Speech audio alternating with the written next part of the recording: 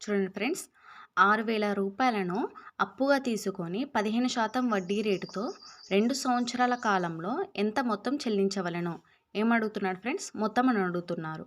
మొత్తం అని అడిగినప్పుడు ఫ్రెండ్స్, అప్పుగా తీసుకొనెను అంటే ఏంటంటే ఫ్రెండ్స్, అంటే 100% అన్నట్టు.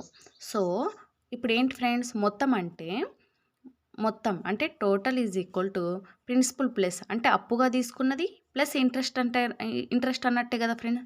ఇప్పుడు మొత్తం అంటున్నాడు, మొత్తం అడుగుతున్నాడు. చూడండి ఫ్రెండ్స్, ఇప్పుడు ప్రిన్సిపల్ అనమాట. ప్రిన్సిపల్ ఎంత ఫ్రెండ్స్? ప్రిన్సిపల్ ఎంత? 100% పర్సంటేజ్లో 100% దేనికి సమానం? దేనికి ఈక్వల్? 6,000. So principal 6,000. టోటల్ అంటే ఎంత ఫ్రెండ్స్? ప్రిన్సిపల్ అంటే 100 ప్లస్ ఇంట్రెస్ట్ ఎంత ఫ్రెండ్స్? 1 ఇయర్‌కి 15% అయితే 2 ఇయర్స్‌కి ఎంత ఫ్రెండ్స్? 30%. సో ప్రిన్సిపల్ 100%, 30%, 130% అనమాట.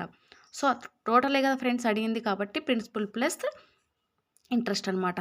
130% అంటే ఎంత? సో ఈ 2 జీరోస్‌కి ఈ 2 జీరోస్‌కి క్యాన్సిల్. So 13 6 jar 78, 78. ఇక్కడ 1 జీరో, ఇక్కడ 1 జీరో, 2 జీరోస్. సో టోటల్ ఎంత ఫ్రెండ్స్? 7,800.